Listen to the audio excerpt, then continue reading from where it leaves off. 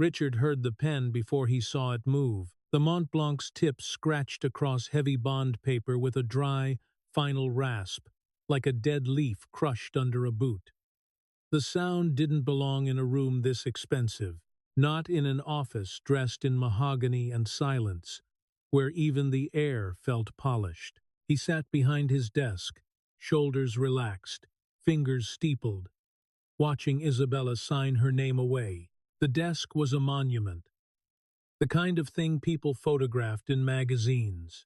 Dark wood, sharp edges, no clutter except a leather blotter, a silver pen tray, and the divorce packet laid out like an offering. Behind him, an oil portrait of himself hung on the wall, the painted version smiling the same confident smile he wore in real life. On the shelf to his left, glass awards caught the winter light and threw it back in hard angles.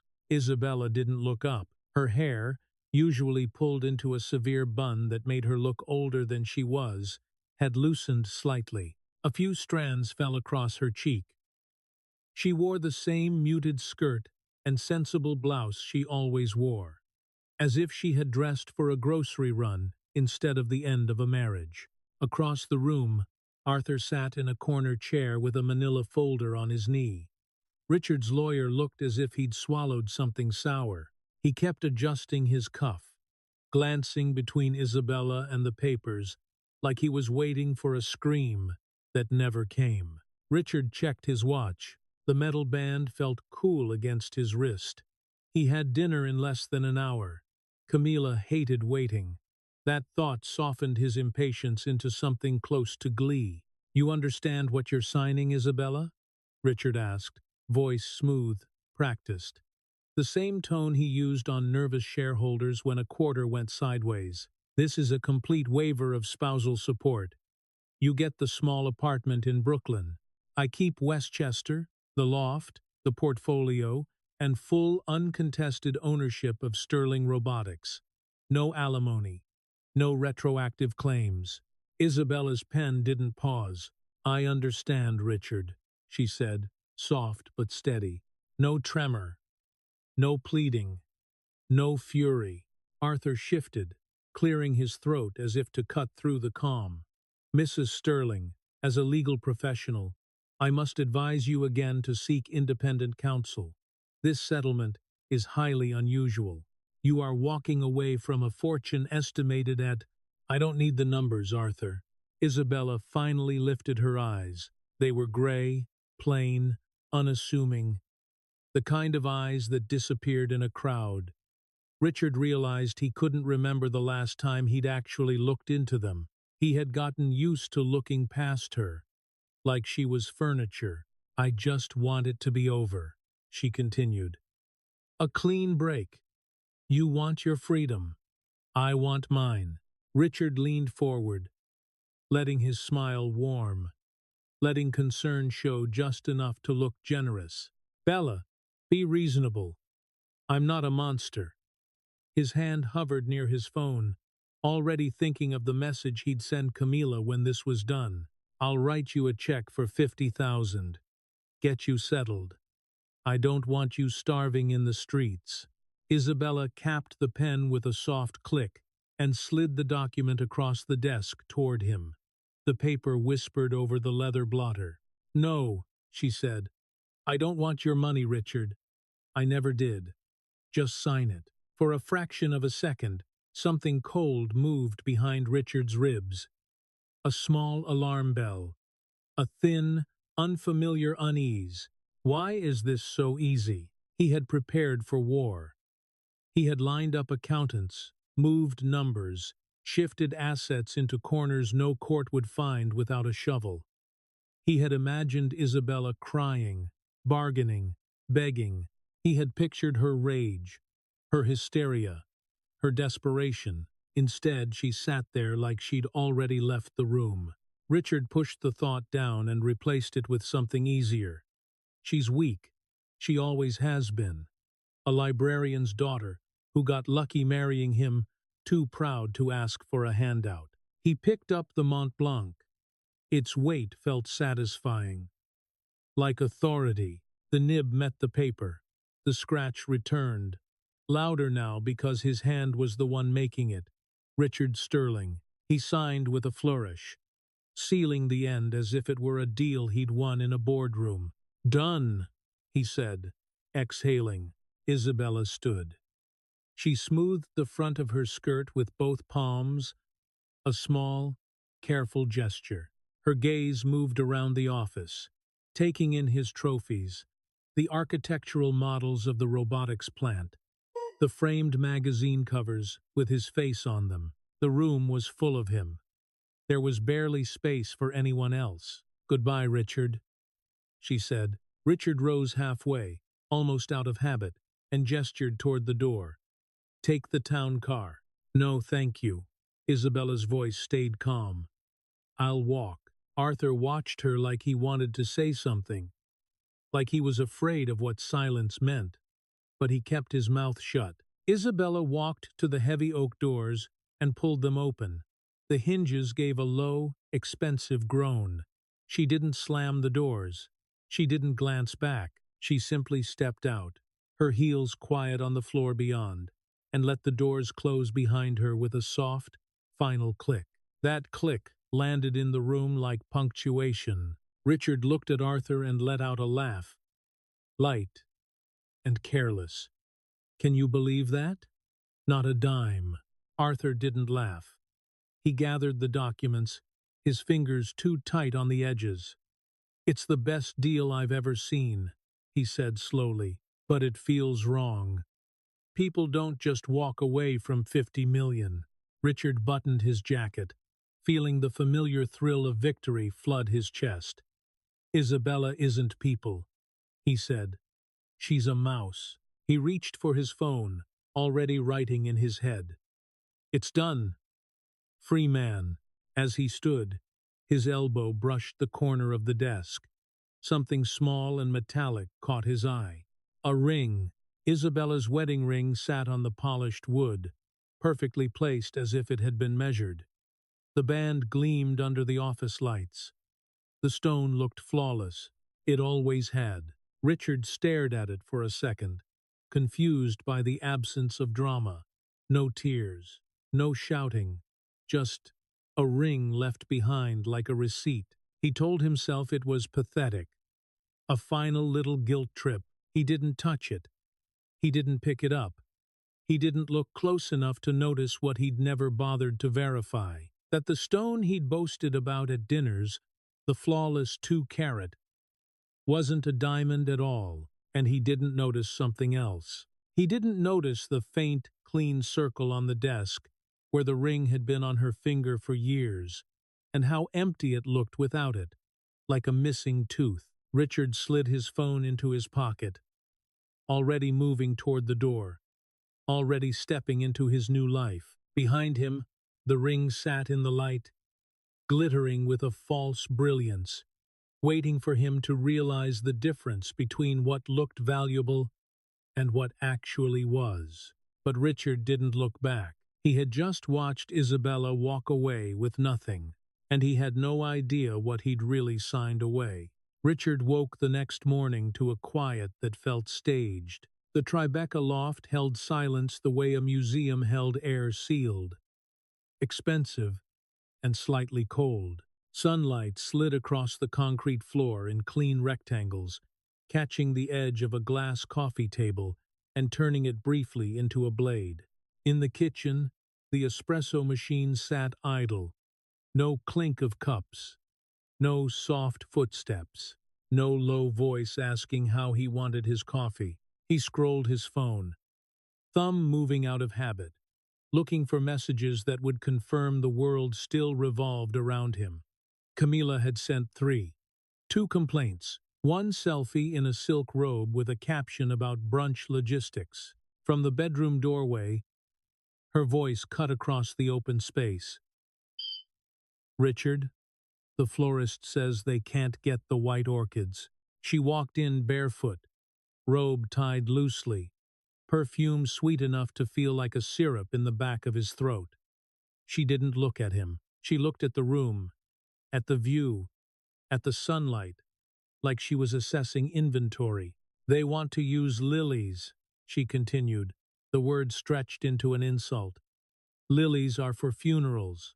Fly the orchids in from Holland, Richard said without looking up.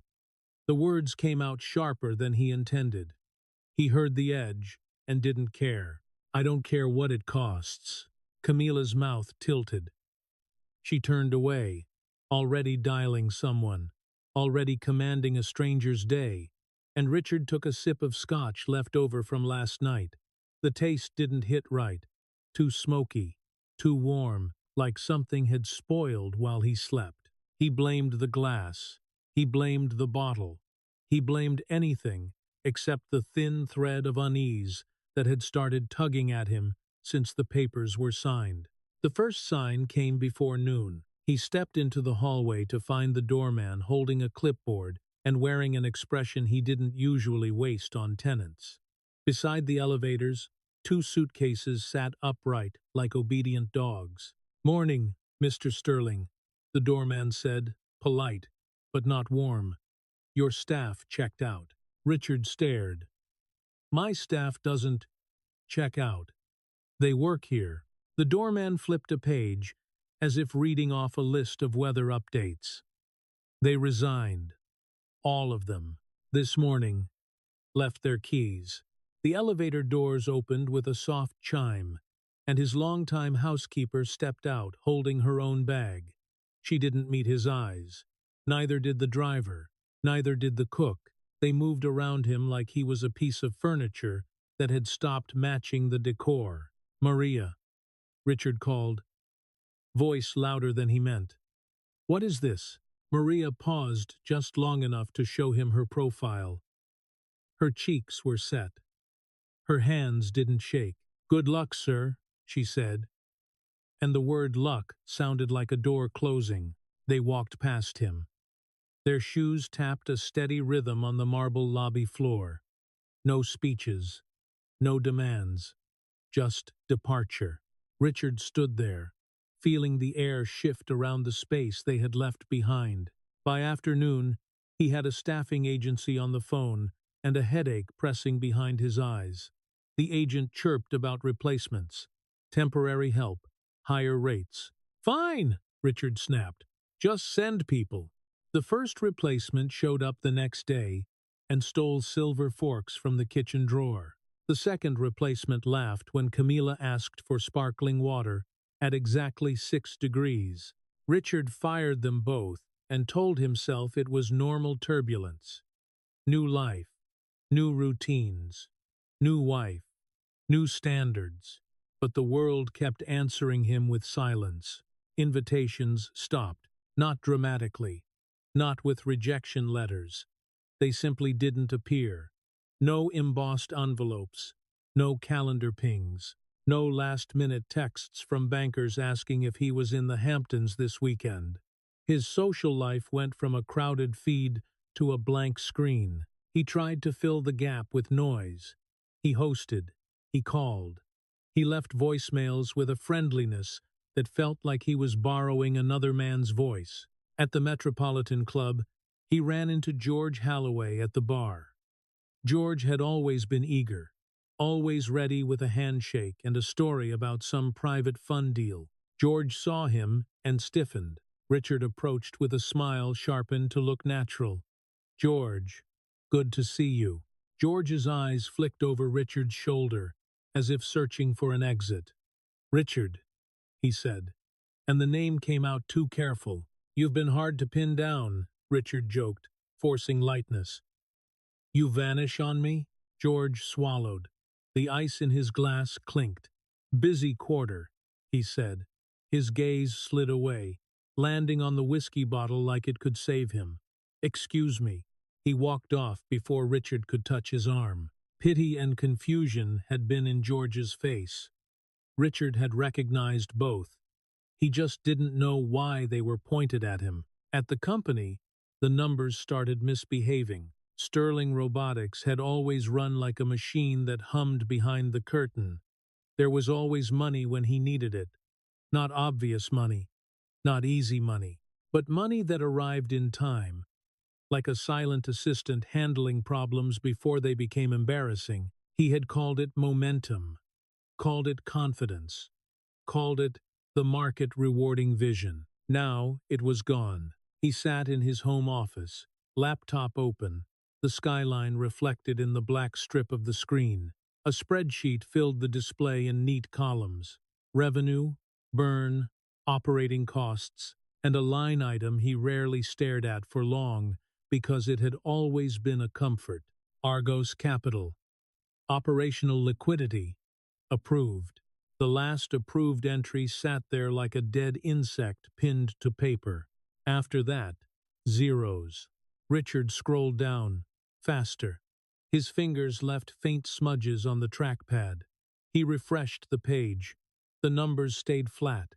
No new injection, no low-interest loan, no mysterious bridge that always appeared when he was about to step into a hole. A tightness climbed into his throat. He grabbed his phone and dialed the number for the Argos liaison. He had never met the liaison, only heard a voice, always calm, always brief, always there. The line rang twice, then a recorded voice, indifferent and perfect. The number you have dialed is no longer in service. Richard lowered the phone slowly, as if the words had weight. He dialed again. Same result. His jaw clenched hard enough to ache. He told himself Argos was restructuring. He told himself investors got skittish. He told himself it had nothing to do with Isabella, because that would be ridiculous. He slammed the phone down anyway. Camila's laughter echoed from the living room as she spoke to someone on speaker, bragging about orchids and table linens. The sound made something inside Richard twist. He turned back to the spreadsheet and stared at the empty space where his invisible safety net used to be. A thought pressed against his skull, sharp and unwelcome. If the money wasn't coming because of him, then why had it ever come at all? He pushed his chair back and stood, the legs scraping against the floor with a harsh squeal that broke the calm. Outside the glass walls, Manhattan glittered like it always had. The city looked the same. The lights didn't flicker, only his foundation did. And somewhere underneath the quiet, he could almost hear the faint creak of something being removed, piece by piece, from beneath him. The email arrived at 6:14 in the morning. Richard saw the subject line before his brain was fully awake. Supply chain issue urgent. The notification banner glowed against the dim bedroom ceiling, harsh and clinical. He lay still for a second, listening to the city's distant hum through the glass, then swiped the message open with a thumb that felt slightly numb. His CFO didn't waste words. Richard, we have a major problem. Vanguard Tech has notified us they are declining to renew our contract for the guidance chips. They cite a restructuring of priorities. Without those chips, the MK4 prototype cannot be demonstrated at the Gala. We have 72 hours before final integration testing. Please advise. Richard sat up so fast, the sheets slid off his legs. Cold air hit his skin. The room smelled faintly of Camila's perfume and last night's champagne, sweet and stale at the same time. Vanguard Tech, exclusive supplier. The one contract he had treated like gravity, always there, always steady, never questioned. He read the email again, slower, as if the words might rearrange themselves into something less lethal. Declining to renew. Restructuring of priorities. No demo. No Gala. His jaw tightened until his teeth hurt. He swung his feet onto the floor and crossed the loft barefoot, the concrete cold and unforgiving under his soles. In the kitchen, he poured a glass of water and drank too fast. It hit his stomach like a stone. His phone vibrated again. A follow-up from the CFO. They will not take a call. Their liaison says all inquiries must be in writing. Richard stared at the screen. Vanguard wouldn't take a call. Vanguard always took his calls. He had met their people once at a conference, and they had smiled like they were lucky to be in the same room. Now, they were a locked door. Camila padded in behind him, hair a glossy curtain, robe cinched tight. She glanced at his face and made a small sound of annoyance, like he had spilled something on her white carpet. "What's with the funeral expression?" she asked, reaching for the espresso machine. "Vanguard pulled our chip supply," Richard said. She blinked, unimpressed. "So, find another supplier." "It doesn't work like that," he snapped, then forced his voice lower, as if volume could control reality. "Those are guidance chips, proprietary. We built the MK4 around them." Camila's nails tapped the counter. "I don't care what they're called. Fix it. The gala is in a week." "The gala is not a fashion show," Richard said, and the edge came back. "It's the demo that keeps the market confident." Camila pressed the espresso button hard enough to make the machine rattle. "Then be confident. That's your whole brand, right?" The machine whined. The smell of coffee filled the air, bitter and sharp. Richard hated that the scent, once comforting, now felt like a warning. He left her standing there and strode into his office, shutting the door with a controlled click. On his screen, the internal supply chain dashboard loaded in blocks of sterile color. Green, yellow, green. He clicked Vanguard's contract status. A red banner appeared. Contract expiring, renewal declined. He stared until his eyes stung. His assistant answered on the second ring, voice too bright. "Good morning, Richard." "Get Vanguard on the phone," he said. "Now." A pause. They're not accepting calls, sir." Richard's fingers tightened around the phone until his knuckles blanched. "Then, get me their CEO. Get me someone who can spell renewal." Another pause, softer this time. "We've tried, sir. We're being routed to legal." Richard ended the call without a goodbye and threw the phone onto the desk. It landed with a dull thud and skidded toward a stack of glossy Gala brochures. He stared at those brochures, the renderings of sleek robots under chandeliers, his name in bold letters, the tagline about the future arriving on time. The paper looked suddenly stupid, fragile, like a poster for a play that had already been cancelled. He inhaled, forced his lungs to fill. A problem. Just a problem. He could solve problems. He hit a key and pulled up the contact list for alternative chip manufacturers. Names, numbers, capacities. Nothing that matched Vanguard's specs. Nothing that could ship on this timeline without a miracle and a bribe. He moved to the next fire. A call came in from facilities. Voice frantic. "The Queen's warehouse lease, the owner is tripling the rent. Effective immediately." "Tripling?" Richard repeated, and the word came out flat. "They say it's non-negotiable." They sent a notice. "It's stamped. Legal's already seen it." Richard looked at the corner of his desk, where a metal stamp sat in its tray. Sterling Robotics ink, dried around the edge like old blood. Stamps, notices, paper, so many ways for the world to hurt you politely. He ended the call, opened his inbox, and found the notice attached. Received. 8:03 a.m. The time sat there like a taunt. Someone had been awake early, deciding how much pressure to apply. Another email hit 2 minutes later. Subject: Cease and desist prior art claim. A law firm he didn't recognize, writing in language that tasted like rust. Joint mechanism infringement. Immediate suspension. Damages. Richard scrolled, eyes scanning for the mistake. Attached. A technical diagram. A patent filing date. A name. He pushed back from the desk so hard the chair rolled into the credenza with a sharp crack. This wasn't normal. Problems didn't arrive like this. Not stacked perfectly. Not timed. Not coordinated. A siege. His mind tried to find an enemy with a face. A rival, a competitor, someone who would make sense, but the enemy felt invisible.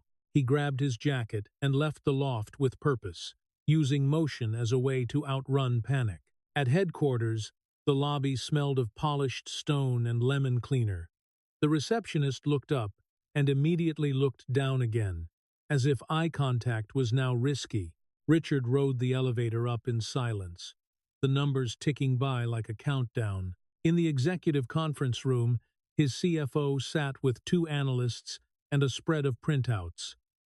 Their faces were the same color as the paper. "Say it," Richard demanded before anyone could greet him. The CFO slid a letter across the table. Vanguard's letterhead. Neat signature. No apology. No explanation beyond restructuring. Richard read it once, then again. His throat felt dry. "How did this leak?" he asked suddenly, voice low. The CFO blinked. "Leak?" Richard tossed the letter down. George Holloway made a comment at the club. "People are whispering. I didn't tell anyone outside this room." One of the analysts shifted uncomfortably. "It could be industry chatter." "No," Richard said, and the word fell heavy. "This isn't chatter. This is someone putting a knife in the same place over and over." He looked at the financials on the screen behind them. Burn rate climbing, cash reserves thinning, a gap where a familiar lifeline used to be. He pointed at the gap. "Why didn't Argos inject liquidity last week?" The CFO hesitated for half a second too long. "We've been unable to reach them." Richard stared. In that hesitation, he heard something crack. He paced, jaw clenched, palms sweating. "Fine. We don't need them. We'll go public next year. We'll bridge with a short-term loan. We're already leveraged," the CFO said carefully. "Our credit outlook. Then we'll charm the banks," Richard snapped. "We'll announce something. A partnership. A new supplier. We'll bluff if we have to." Understein. The room stayed quiet. Not respectful quiet. Fear quiet. Richard felt their doubt like heat on his skin. He hated it. He needed belief. Belief had always been his fuel. He leaned forward over the table, lowering his voice into something sharp and intimate. "Listen to me. The Gala happens. The MK4 happens. We show the world we're untouchable. That's the plan." Outside the glass walls, the office floor moved like an aquarium, employees walking, carrying coffee, pretending not to watch the conference room. Richard saw a cluster pause near the printers, heads close together, then scatter when he looked their way. Whispers. His phone buzzed again. A new message from his assistant. A reporter called. They asked if it's true. Vanguard pulled out. Richard stared at the text until it blurred. He didn't answer right away. He walked to the window instead and looked down at the city, at the grid of traffic and glass. The skyline still looked like a kingdom, but kingdoms didn't shake like this. Somewhere, someone had reached into the machine of his life and started removing bolts, and whoever it was, they knew exactly where the structure would fail first. Richard stopped sleeping like a man and started sleeping like a machine. Short cycles, hard wake-ups, a mind that never fully powered down. Even in the dark, he saw numbers, burn rate, delivery dates, contract renewals. He woke with his jaw clenched and the taste of metal in his mouth, as if he'd been grinding his teeth against a coin. By day 5, his office smelled like scorched coffee and printer toner. The conference table was littered with binders and unsigned drafts. Every screen held a different crisis. His team spoke in careful tones, like they were handling glass. Richard didn't handle glass. He handled pressure. He handled it by moving faster. He scheduled calls that didn't get returned. He sent emails that came back with polite legal phrasing. He paced until his shoes squeaked on polished floors. He fought each fire and found another already burning behind it. And then, in the middle of that noise, a message landed that sounded like a door creaking open. Eighth Ethereal Group, European, private, old money, the kind of name that didn't advertise itself because it didn't need to. Richard had seen the name once in a footnote of a finance article, and once in a rumor whispered at a gala bar, always followed by a pause. The way people paused before saying something dangerous. A senior partner will be attending your gala. That single line sat in his inbox like a syringe of adrenaline. Richard reread it twice, then leaned back and let the chair take his weight. His pulse still pounded, but now it had direction. 200 million. That number fixed everything. It didn't matter who was squeezing him. It didn't matter what Vanguard did. It didn't matter that his credit outlook was wobbling. Capital could cauterize a wound. Capital could buy time. Time could become leverage. He called Arthur over lunch at a restaurant chosen for its quiet and its expensive distance from reality. Linen napkins, dim light, a waiter who moved like a shadow. Arthur looked tired. His tie wasn't perfectly centered. He kept tapping his fork against the plate, as if the small sound could keep him grounded. Richard didn't let him start. "I'm solving it," Richard said, eyes bright with something sharp. "Athetherio is coming. They're sending a representative to the gala to sign." Arthur's eyebrows pulled together. "Athetherio? You've heard the name." Richard smiled like it was already done. "They want a U.S. foothold. I gave them the pitch." They replied. Arthur took a sip of water. Too slow. "Very private. Very old money. They don't typically," they replied. Richard repeated, and his confidence thickened the air between them. He leaned in. "Once they sign a check for 200 million, this whole siege collapses." Arthur set his glass down with a careful click. Siege. Richard's mouth twitched. He liked that word. It made him sound like a king under attack, not a man who might have built his castle on borrowed beams. "We roll out the red carpet," Richard continued. "We announce the partnership. We calm the market. We bury the rumors." Arthur hesitated. "Do they know your numbers? Your debt?" "They know what I tell them," Richard said. "They know innovation. They know the MK4.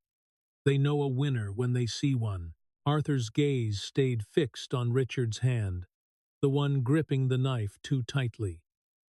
"Acquiring Cassis requires capital you don't have," he said carefully. "I'm not acquiring Cassis," Richard replied, then paused. His eyes narrowed like he'd just found a better weapon. "Actually, no. I am. I'll announce it. The market loves boldness." Arthur's jaw tightened. "You can't bluff your way through a hostile market and a broken supply chain." Richard's smile sharpened. "Watch me." He reached for his phone and scrolled, the screen glow lighting his face from below like a stage effect. One contact sat there like a memory he'd been enjoying, not touching. Isabella Sterling. The name still carried his last name, stubborn and outdated, like an old label on a jar. Richard felt a small, ugly pleasure rise. He could do it. He could make her watch. He could invite her into his world one last time, just to prove she had been wrong to walk away from it. He looked up at Arthur, eyes glinting. "I'm sending her an invitation." Arthur coughed so hard he had to cover his mouth with the napkin. "You're doing what?" Richard laughed, low and cruel. "I want her to see it. Camila in Dior. Athetherio shaking my hand. Cameras flashing.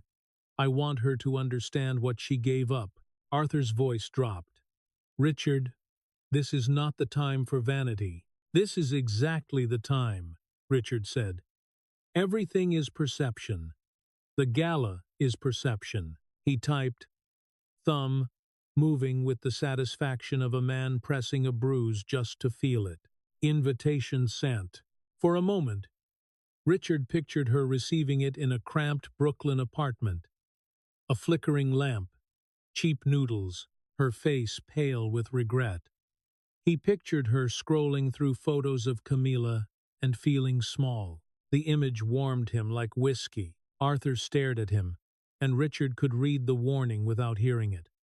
People don't just walk away. People don't just disappear. Things that look like surrender sometimes aren't. Richard pushed the thought away. He stood, tossing cash onto the table without counting it. The waiter didn't flinch. In this world, money was meant to be handled without emotion. Back at the office, he made the Gala a machine. He demanded updates every hour. He ordered the ballroom layout revised 3 times. He pushed his team until their eyes went glassy. He called vendors and threatened to blacklist them. He snapped at assistants. He smiled at reporters. In the evenings, Camila paraded through the loft like she was already a headline. Dress fittings, jewelry consultations. She stood in front of mirrors and practiced looking bored by luxury. One night, as Richard paced with his phone pressed to his ear, Camila turned from the mirror and watched him. The reflection caught her eyes bright, calculating, cold. "If this deal doesn't happen," she said, voice casual, "you know what happens, right?" Richard didn't stop pacing. "It happens." Camila's smile didn't reach her eyes. "Because I didn't trade my old life for a man who collapses under pressure." Richard's chest tightened. The words hit somewhere deeper than he wanted to admit. He pictured Isabella in his mind again, safe hands, quiet loyalty, a softness that never demanded proof. He hated that his brain went there. He hated that it felt like thirst. He ended the call he was on without listening to the person's response and stared at the city through the glass. Manhattan looked glittering and indifferent. He told himself the Gala would reset everything. One night, one signature, one photograph that said he was still untouchable. He returned to his desk and opened the Ethereal email again, reading the short, polite line about attendance as if it were scripture. Then he opened Isabella's contact, staring at the message he had sent her. He imagined her opening it. He imagined her swallowing pride and showing up because she couldn't stand to miss the spectacle. He didn't imagine anything else. He didn't imagine her holding the invitation under a different sun, in a different air, where espresso smelled like wealth and silence felt like power. He didn't imagine her smile. He didn't imagine the way old money moved without sound. All Richard could see was the stage he had built, and he was so busy decorating it, he didn't notice he was also building the place where he would fall. The Pierre Hotel smelled like money warmed by candlelight. Crystal chandeliers hung above the ballroom like frozen fireworks, throwing sharp reflections across polished marble and black tuxedo shoulders. Velvet drapes absorbed the noise and returned it softened, luxurious. Every surface begged to be touched, and then reminded you not to leave fingerprints. Richard stood at the top of the grand staircase, with his jaw locked into a smile. Cameras popped below him.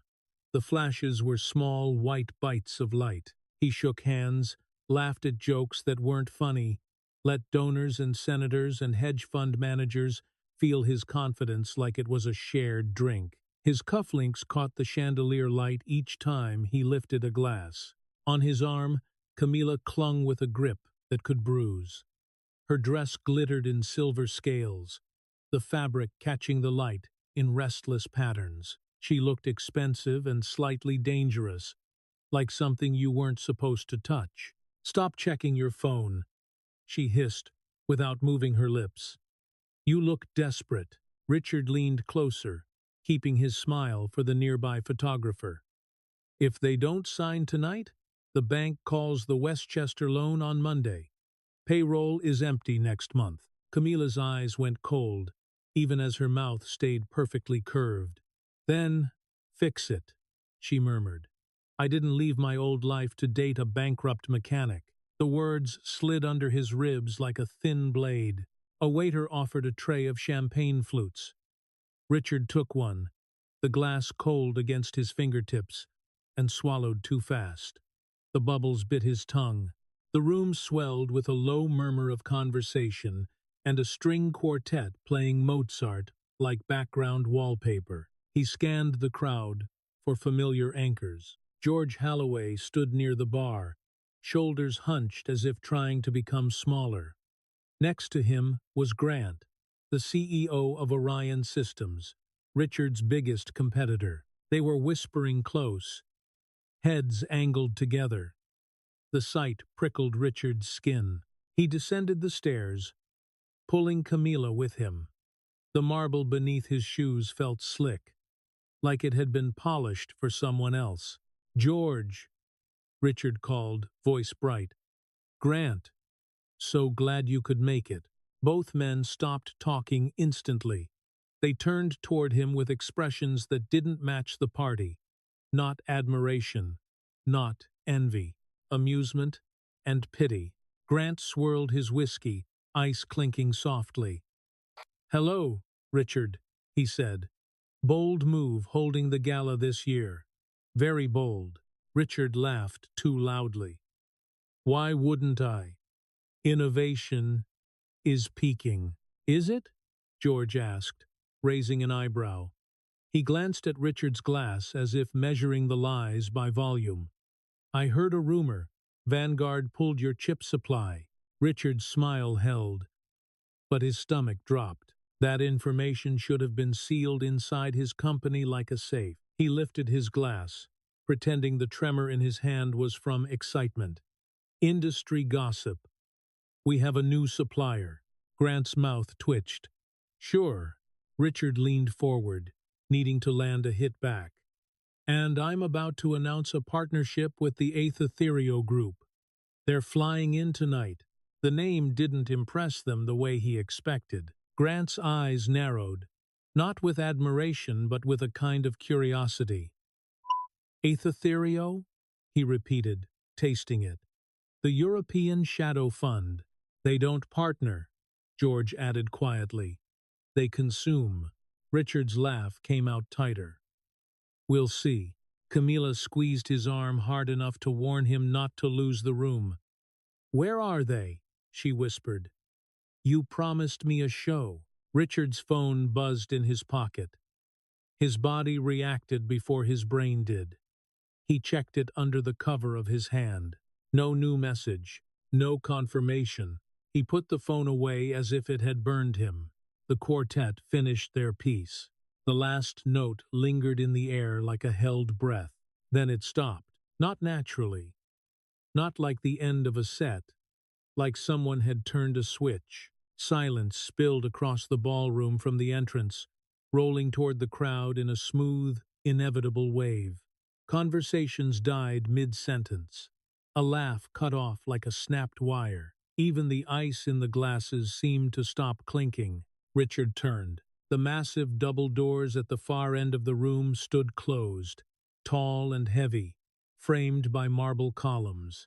Two hotel staff members took positions on either side, with the stiff posture of ceremony. Camilla rose onto her tiptoes. "Is that them?" she breathed. "The Europeans?" The doors swung open. A cold draft slid into the room, carrying the faint scent of winter air and something floral, expensive lilies, sharp and clean. A woman stepped through first. Four men followed, spaced like a formation. Tuxedos stretched over shoulders that looked carved from stone. Their eyes moved with the flat calm of private security. Their shoes made no sound on the marble, but the woman's heels did. Each click was measured, controlled. A metronome announcing a new owner. She wore midnight blue velvet that drank the light and gave it back in soft darkness. The gown fell off her shoulders just enough to look intentional, not vulnerable. Around her neck rested sapphires and diamonds so large they fractured the chandelier light into blue sparks that scattered across the faces in the crowd.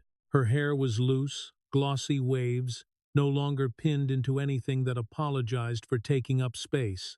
Her makeup sharpened her eyes into something predatory.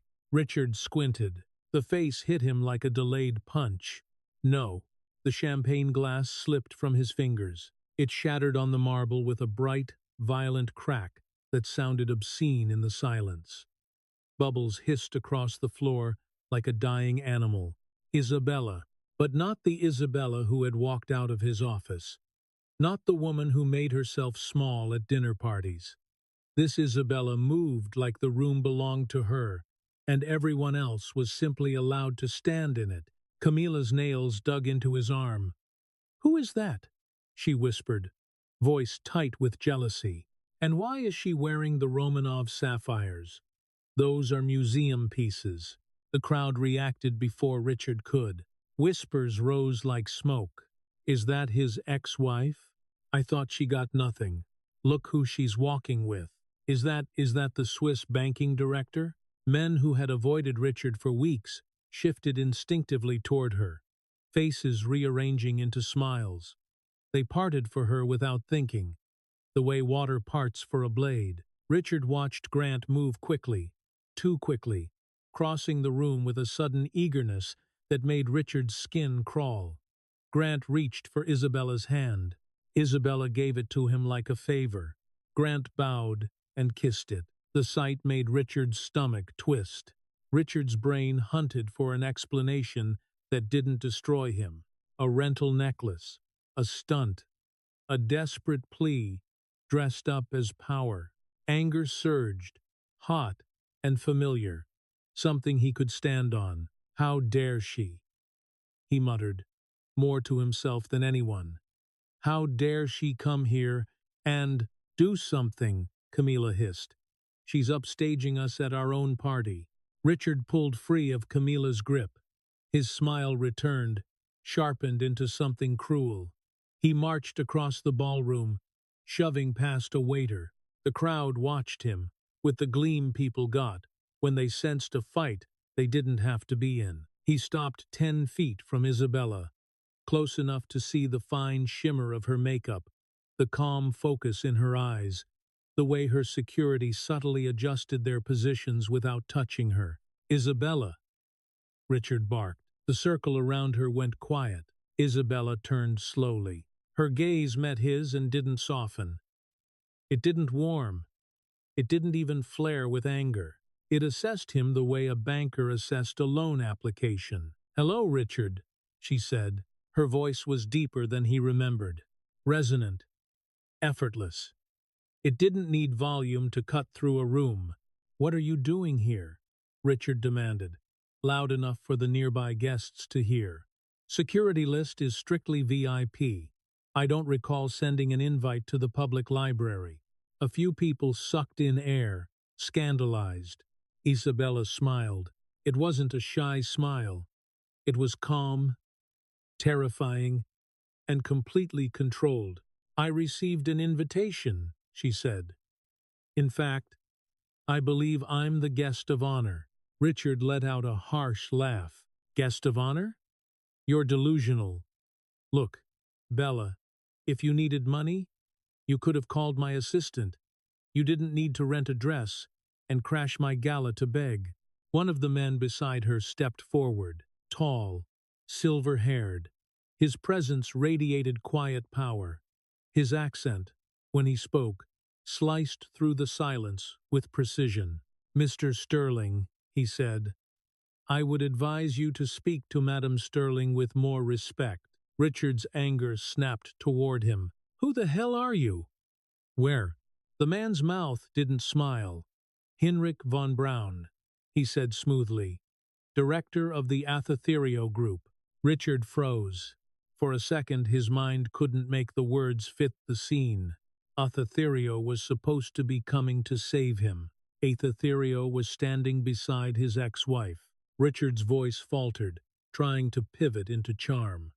"Mr. von Braun, I didn't realize I've been waiting for you." Hinrich didn't look at Richard. He looked at Isabella, then dipped his head in a small bow. "I am standing with her," he said, calm as a verdict, because she is the chairwoman of Etherio.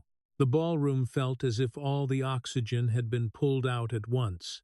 Richard stared at Isabella, at the sapphires scattering blue light across his face, at the way the most powerful man in the room had just announced her position without a hint of doubt. His mouth opened, but nothing came out. Isabella stepped closer, just enough for him to catch her perfume winter air and expensive lilies. "I was never nobody, Richard," she said softly. The words weren't loud.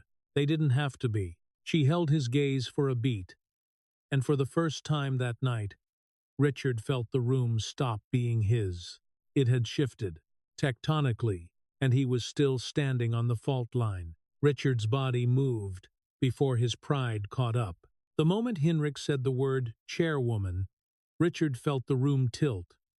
1,000 tiny reactions flickered across the guests' faces, interest sharpening into hunger, pity sliding into amusement. Phones lifted slightly, as if the air itself had told people to start recording. Camilla's hand clamped around Richard's forearm, her nails pressed through fabric into skin.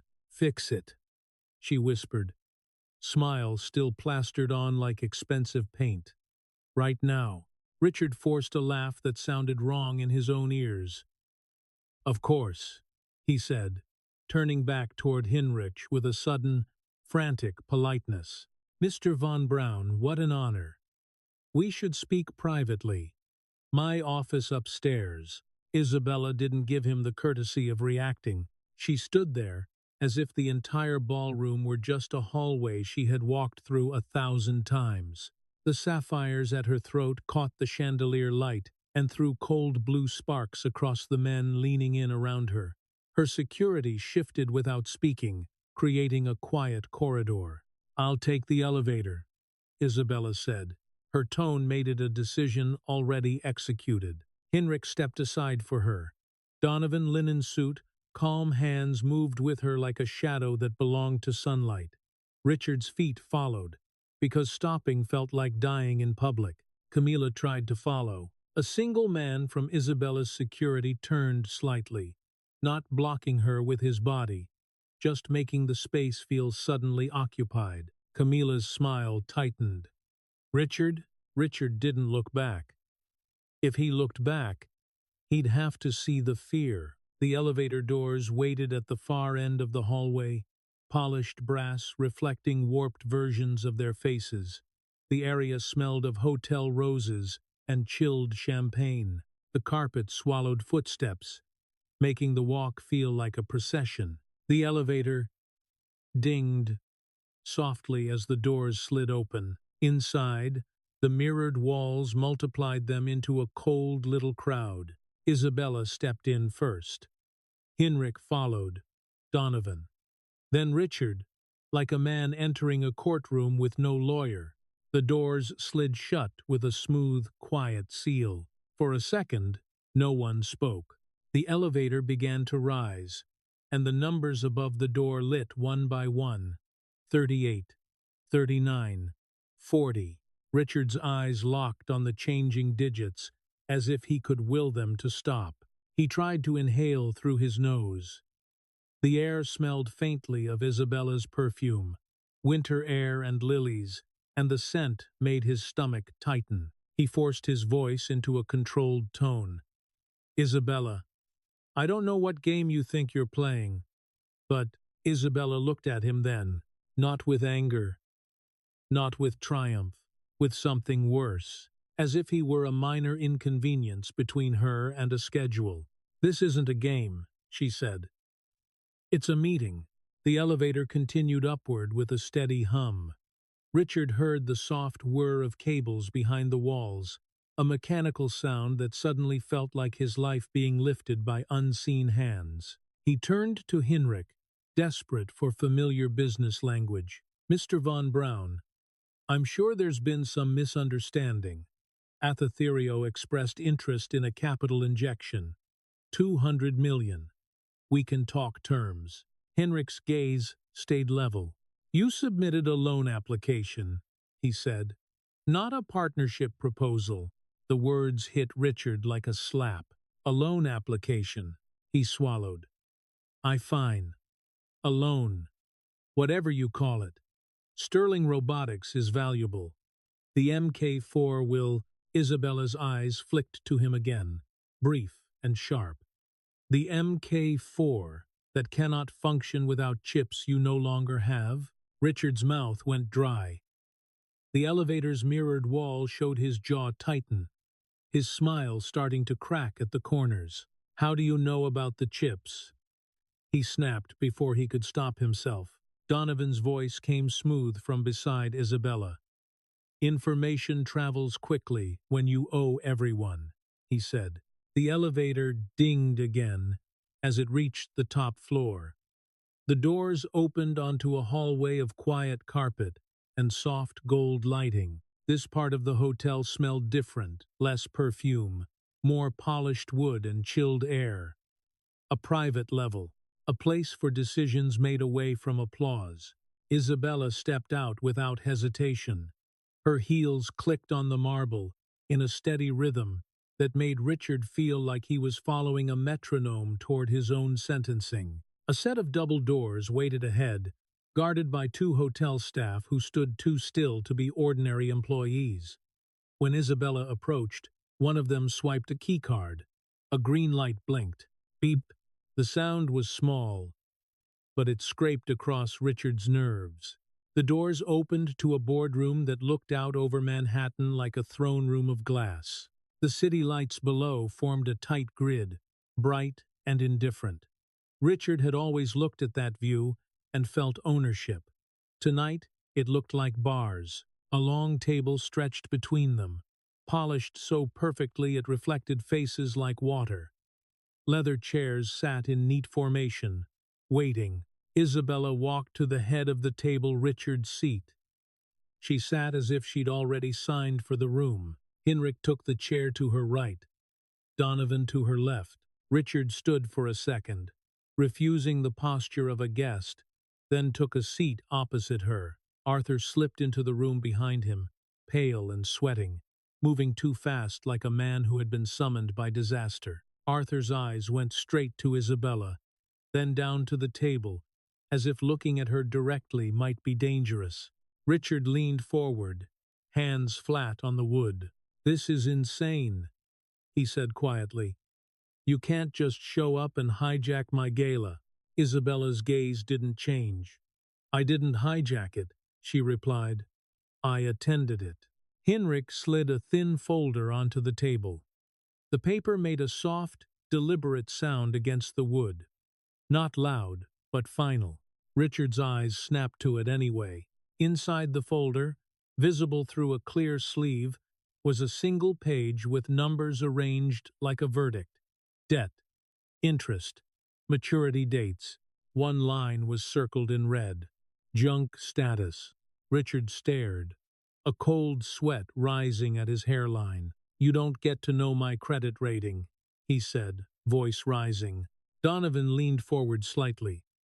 His cufflinks caught the light like small knives. We do, he said, when we hold your debt. Richard's pulse hammered in his throat. He glanced at Arthur, demanding denial with his eyes.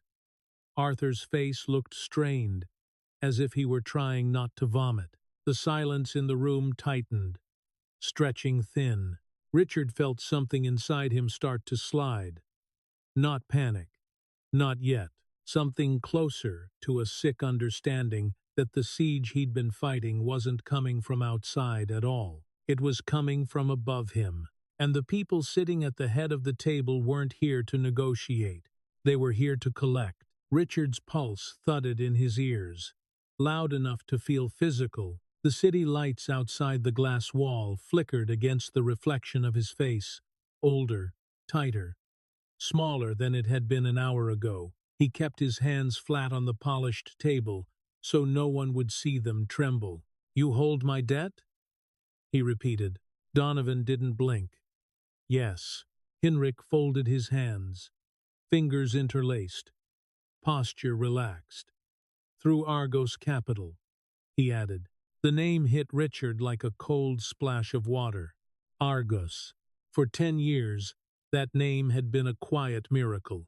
Every time cash flow thinned, every time payroll loomed, every time he overextended and called it boldness, Argos had injected liquidity, approved low-interest loans, extended invisible grace.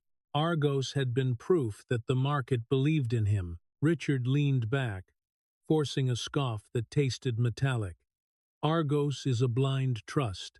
I've never even met them.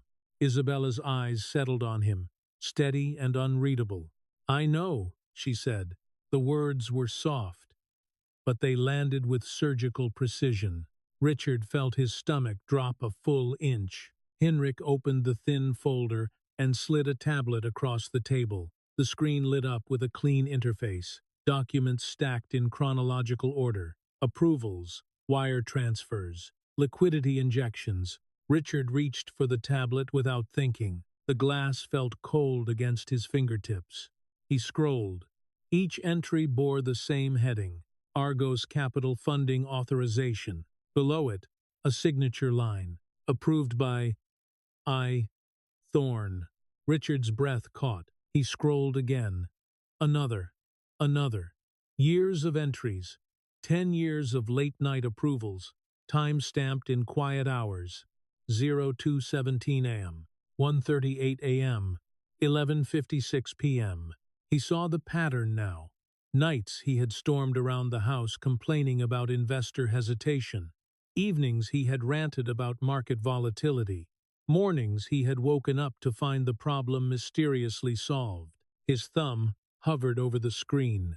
Approved by I. Thorne. He looked up slowly. No, he said. Isabella tilted her head slightly. Not in challenge, not in pity, just acknowledgement. I am Argos, she said. The words did not echo.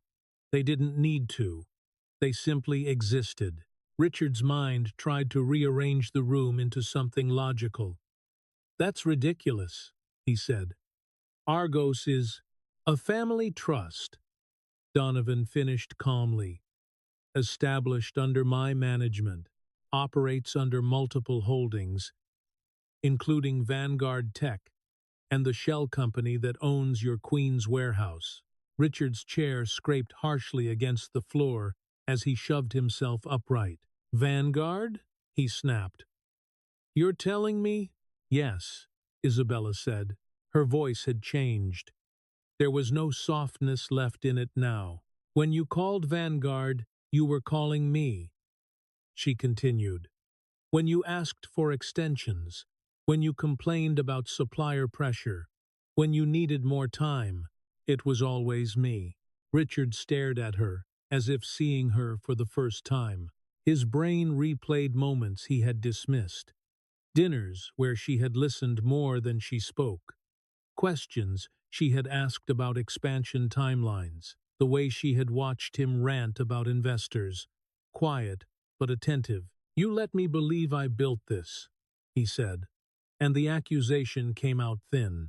I wanted you to succeed, Isabella replied. For the first time that night, something flickered in her expression. Not regret. Not quite. Memory. You needed to be self-made, she said. You needed applause. If I had told you I was backing you, you would have felt smaller. Richard laughed once, hollow. So you lied. I stayed silent. The distinction stung more than he expected. Arthur cleared his throat, voice shaking. Richard, I verified the trust documents. Richard's head snapped toward him. You verified when? Arthur swallowed. After the gala started, when her counsel requested access to the debt registry. Requested, not begged, not asked. Requested. Richard felt heat crawl up his neck. That money was marital property, he shot back, desperate to claw something back. We were married when she inherited it.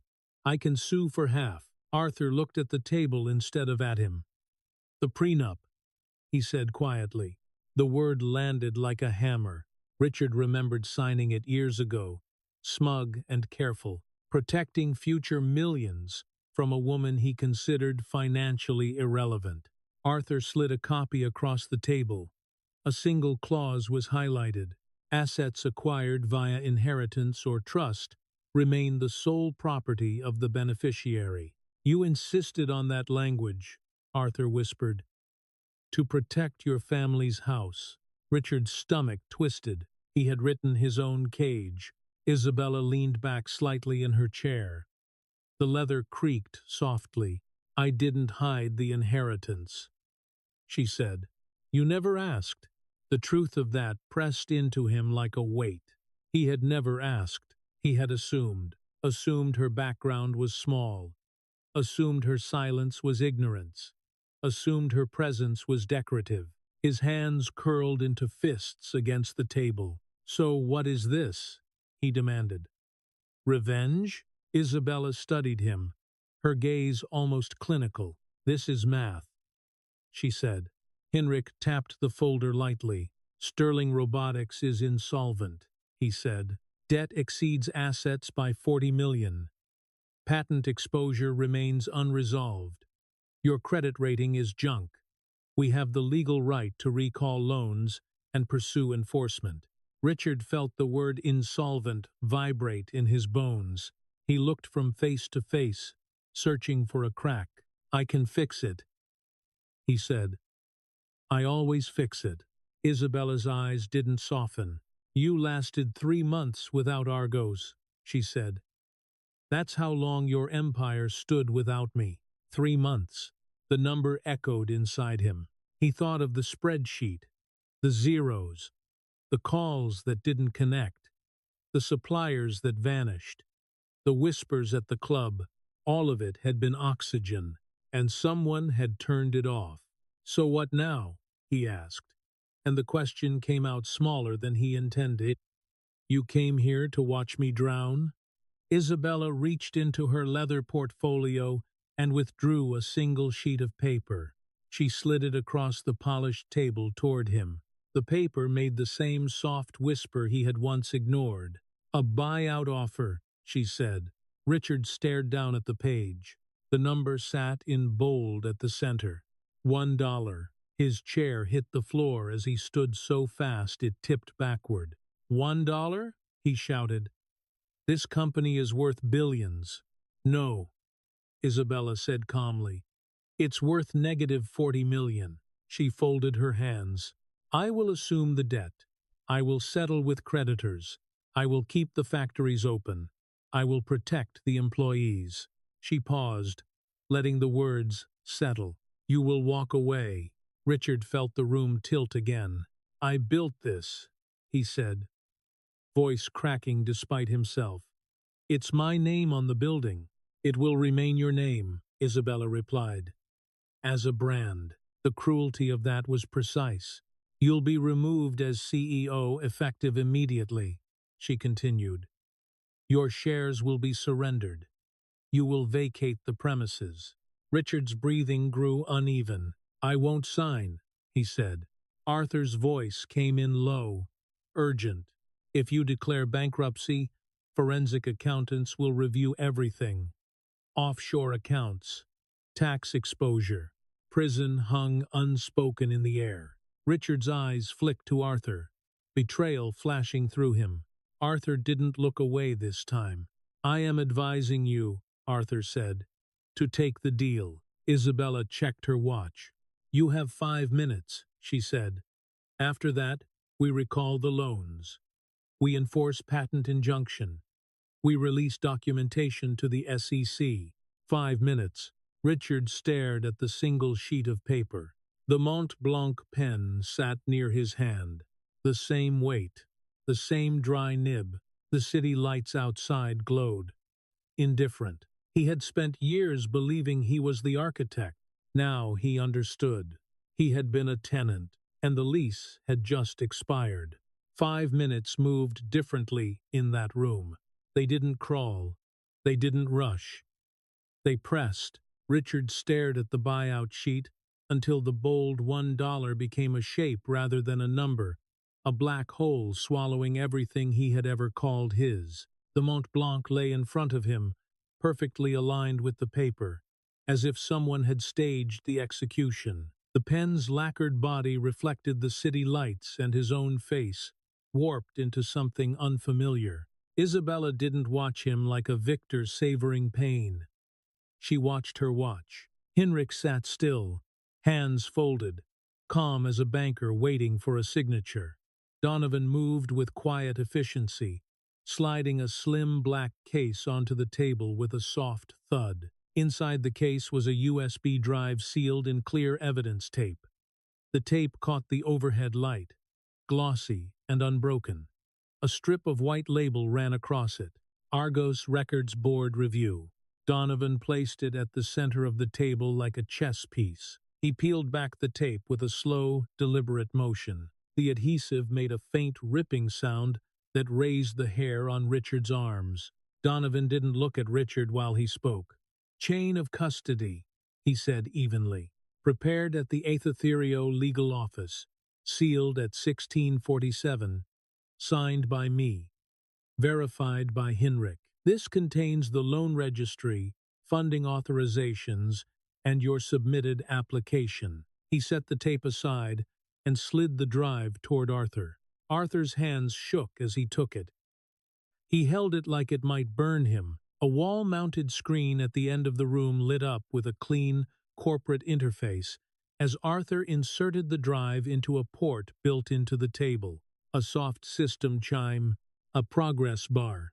Then folders opened in neat rows.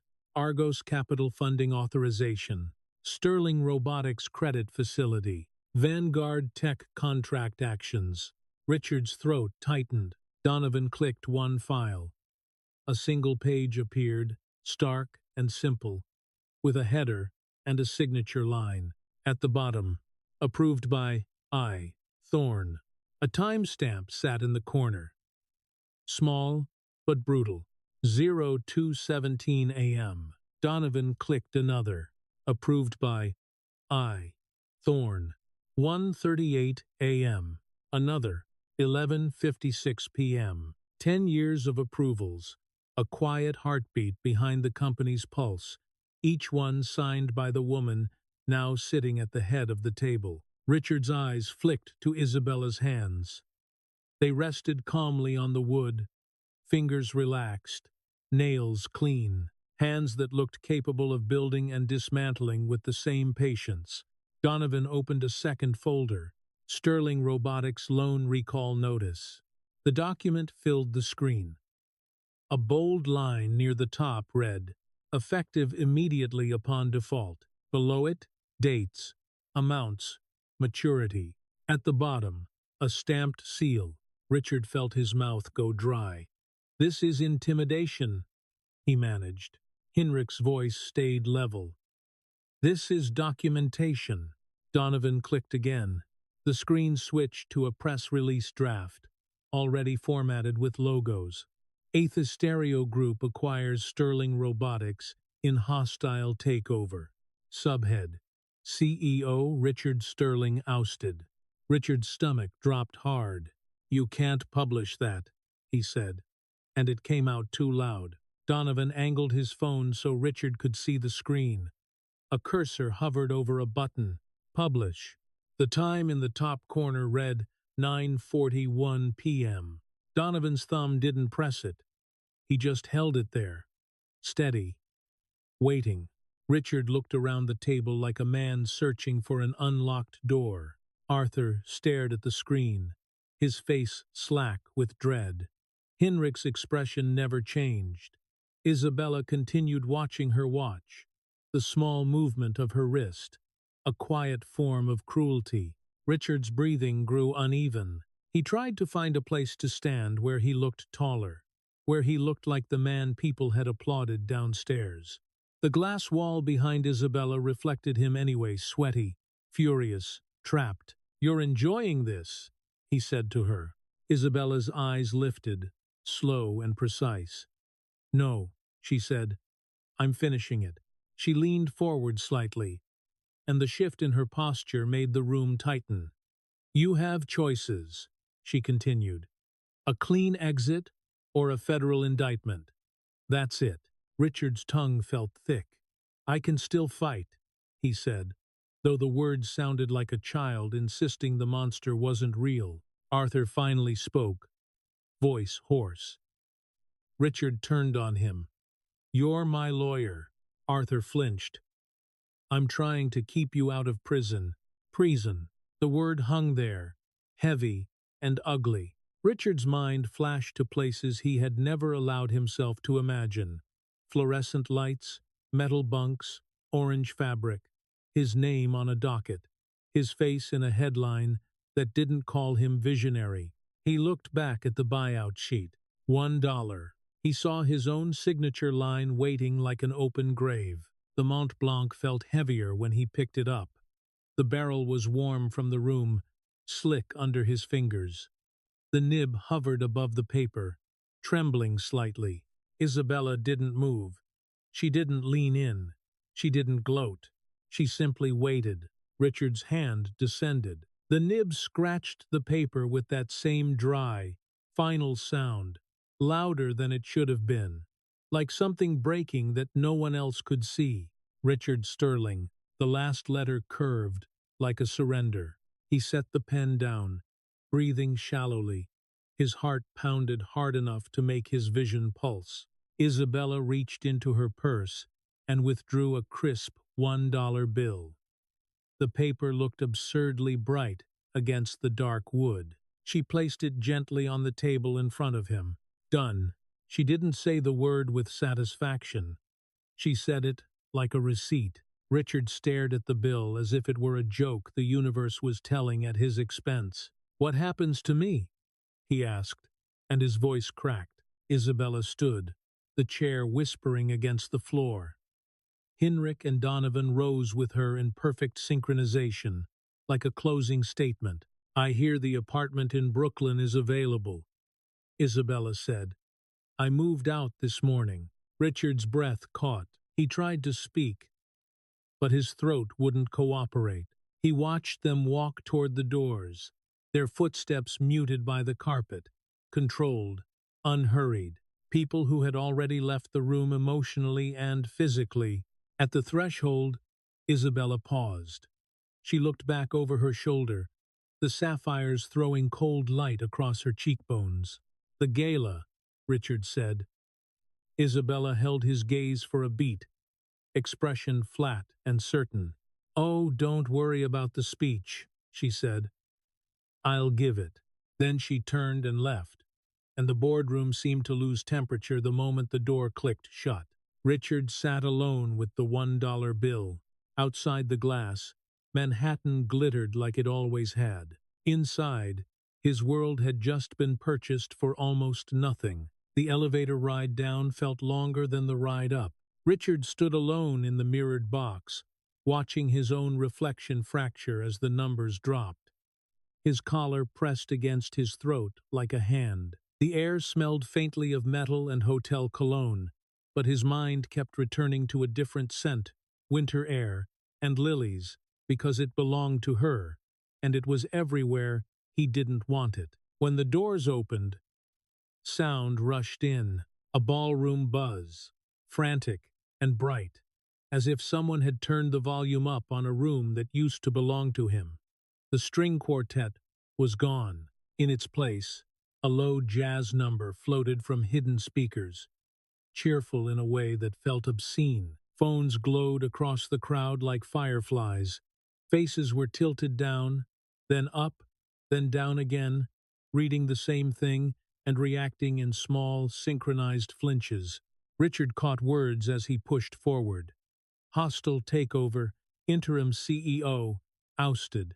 Stock jumped. His stomach clenched. He saw the stage at the far end of the room.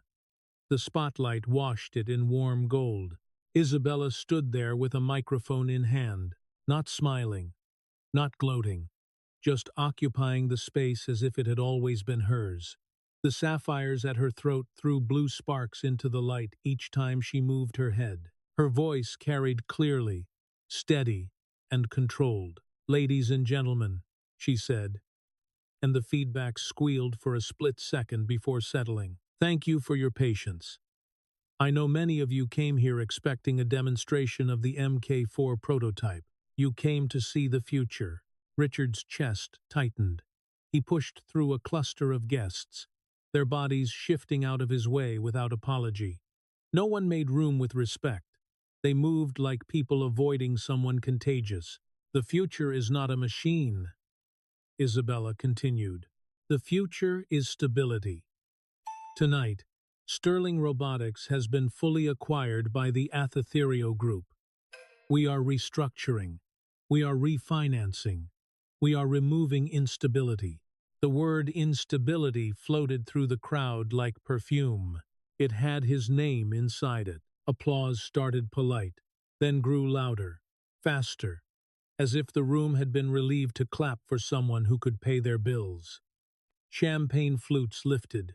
Smiles returned. The applause didn't belong to Richard. It belonged to whatever kept their investments safe. Richard tasted bile. He moved toward the stage, shoulder bumping a waiter, nearly knocking a tray. No one tried to help him. All eyes tracked him now, curious and hungry. He reached the open space in front of the stage and shouted, his voice raw. Wait. The music seemed to shrink. Conversations died. The room turned toward him like a single animal. She tricked me, Richard yelled. She's lying. For a heartbeat, the silence was heavy enough to press on his ears. Donovan stepped in front of the stage, arms crossed, calm as a door that would not open. Two large security guards moved into position beside him. Their tuxedos stretched over broad shoulders. Their earpieces caught the light. Richard recognized them. He had hired them. The sight made his stomach twist harder than anything else. Sir, one of the guards said, voice flat. Professional. You need to leave. I'm the CEO, Richard screamed, his face burning. The guard didn't blink. He lifted his chin slightly, as if correcting a child. Actually, Mr. Sterling, he said. Mrs. Isabella signs the checks now, and she has removed you from the access list. A small, ugly laugh bubbled somewhere in the crowd. Richard's eyes darted, searching for an ally like a drowning man searching for a hand. He locked on to George Holloway near the bar. George's eyes dropped immediately to the carpet pattern, studying it with sudden devotion. George, Richard pleaded. Tell them. We played golf last week. George didn't move. Richard's gaze snapped to Grant. Grant, he said, voice cracking. You know what this is. You know this is a hostile takeover. Help me. Grant lifted his champagne flute in a slow, mocking toast. Business is business, he said, smiling without warmth. The crowd shifted again, the way people shift closer when the final punch is about to land. Richard's breath came short, sharp. Then he saw her. Camila stood near the shrimp tower, phone in hand, eyes wide and glittering with calculation. Her silver dress caught the light, but now it looked less like armor and more like a costume that didn't fit. Relief surged through Richard so fast, it almost made him dizzy. He pushed past the guard line, stumbling toward her. Camila, he gasped. Baby, we have to go. We'll call your father. We'll sue. We'll get a jet to the Caymans. We can. Camila stepped back, as if his sweat might stain her. Her lips curled. Don't touch me, she hissed. Richard froze mid-reach. What? Camila held her phone up between them. On the screen, a headline sat in bold letters above his own photo. Richard Sterling, the fraud behind the mask. Her voice rose, bright enough for the nearest guests to hear. You told me you were worth 50 million. You told me you were a visionary. Richard's mouth opened and closed. I can fix it, he stammered. I still have the house. The house is mortgaged to the hilt, Camila snapped, her words sharp and practiced. My lawyer just checked. You have nothing. She reached to her neck and unclasped the diamond necklace he had given her. The clasp clicked loud in the hush. She held it for a second, then threw it at his chest. The stones bounced off his suit and clattered onto the marble. "It's probably fake anyway," she said, with a small laugh that cut deeper than hatred. Richard stared down at the necklace pieces, his mind unable to connect the sound of them hitting the floor with the life he had been living. Camilla's voice snapped again, loud, performative. "Security." She pointed at him like he was a stranger on the street. "This man is harassing me." The cruelty of it was so clean it almost looked elegant. Richard looked around wildly, searching for disbelief in the faces watching. He found only entertainment. The guards moved in. One took Richard's arm. Another took the other. Their hands were firm, efficient, impersonal. Richard thrashed, panic exploding through him. "Let me go." His shoes slid on the marble. His cuff scraped against a waiter's tray. Champagne splashed onto the floor, cold and wasted. "I am Richard Sterling," he shouted, voice breaking. "I'm a genius." Isabella watched from the stage. She didn't smile. She didn't frown. She looked at him like a scientist observing a specimen under glass, detached, curious, finished. As they dragged him toward the exit, Richard twisted his head back one last time. He caught Isabella's eyes. She lifted her hand in a small, polite wave. Not a queen's wave, the wave a wife used to give her husband as he left for work. Back when he didn't look back, the doors closed behind him with a heavy, expensive thud. Jazz swelled again. Laughter returned. Inside, glasses clinked. Deals resumed. People went back to being hungry for the next thing. Outside, on the other side of the door, Richard stood in the hallway under harsh hotel lighting, breathing hard, sweat cooling on his skin, listening to the party continue as if he had never existed. The alarm did not chime, it screamed. A jagged electronic pulse tore through the stale basement air, vibrating the thin walls of the apartment in Queens. Richard's hand flailed in the dark until his fingers found the plastic clock and slapped it silent. The sudden quiet felt worse, like the room was holding its breath to watch him wake up. He lay still for a moment, staring at the ceiling. A water stain spread above him in the vague shape of a skull. The damp smell of old concrete and reheated noodles clung to everything. The mattress springs pressed into his ribs like accusations. He pushed himself upright. His joints creaked. His mouth tasted sour. He reached for the nightstand and his fingertips brushed a sticky patch where instant broth had spilled and dried into varnish. In the corner, the mini fridge hummed aggressively, the only steady sound in the room. He shuffled to the kitchenette and poured water into a chipped mug. The tap squealed. The hot plate clicked as it warmed, then gave off a faint, burnt smell. Richard stirred instant coffee with a plastic spoon saved from a takeout order, the granules clumping stubbornly before dissolving. In the cracked bathroom mirror, his face looked like someone had taken a photo of him and left it in the sun. The lines around his mouth were deeper.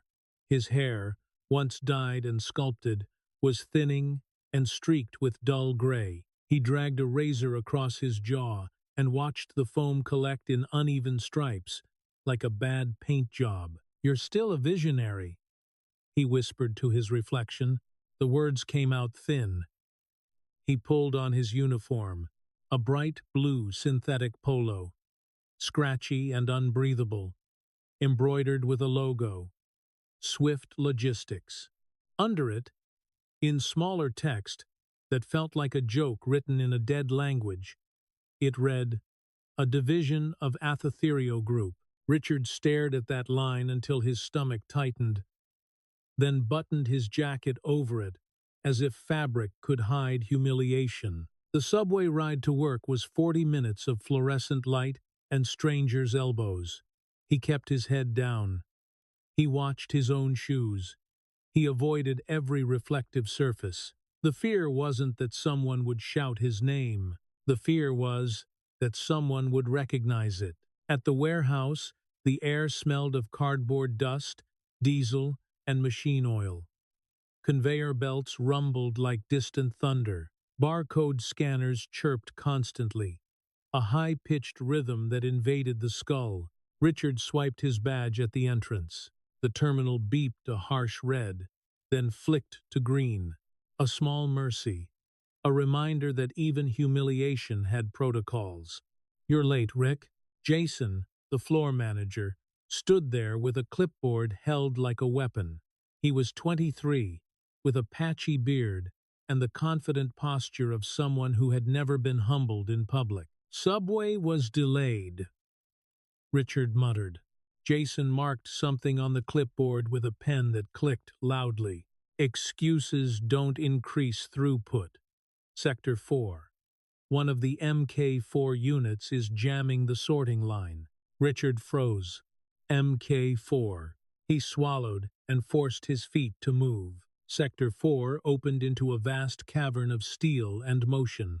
Robotic arms, sleek, articulated, impossibly fast, pivoted over conveyor belts, scanning labels, sorting packages, lifting and placing with a grace that looked almost biological. Their joints whispered with precision. Their motors hummed under the roar of the belts. Richard had pictured these machines 1,000 times in his mind, under chandeliers and applause. Here they worked under fluorescent lights and dust. Unit 7 Alpha was stalled, twitching in place, a red light pulsing on its chassis like a warning heartbeat. Richard approached it, the hum of the warehouse fading as his attention narrowed. He knelt and popped open the maintenance panel. The metal edge scraped against his knuckle. The familiar smell of warm circuitry rose up, sharp and clean. He knew this wiring. He knew the layout like muscle memory, like a language he hadn't spoken in years, but still dreamed in. "Careful, old man," a coworker named Ramirez called from the next aisle, laughter in his voice. "Don't short it out. That machine costs more than your life." Richard ignored him. His fingers moved with sudden certainty. He checked the belt tension, the servo calibration, the actuator response. The secondary belt was too tight. The software's limiter was compensating badly. A design flaw. His own mind supplied the fix before his pride could even register it. He grabbed a wrench. Metal clinked against metal. He loosened the torque by a fraction, bypassed the safety limiter, then rebooted the unit. The robot paused. The red light blinked, then turned green. Unit 7 Alpha resumed work with smoother, faster motion, the arms slicing through the air with fluid efficiency. The conveyor belt's rhythm steadied. Packages flowed again. Richard stood, breath shallow, chest tight. A flicker of something ignited in him. Not joy, not hope, recognition. He still had this. The intercom crackled overhead, cutting through the warehouse noise. "Attention all staff. Operations will pause for 15 minutes for a VIP site inspection. Please clear the aisles and stand by your stations." The belts slowed. The hum lowered. People straightened, wiping hands on pants, adjusting caps.